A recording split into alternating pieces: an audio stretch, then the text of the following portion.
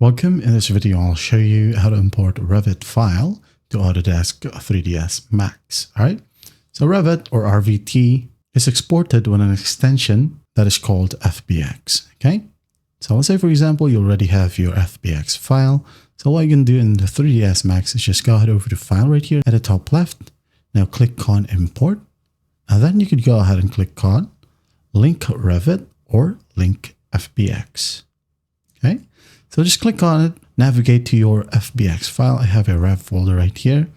Now I'm just going to go ahead and export it real quick. Okay. Export or extract. Now we have the FBX file. So click on it and make sure that it is highlighted and click on Open and just click on Attach File. Okay. There you go. Now once that's done, you're good to go. You can now go ahead and adjust the dimensions of this specific object or FBX file as you wish. Okay, that is how you import a Revit file to Autodesk 3ds Max. I hope this video helps, and I'll see you in the next one.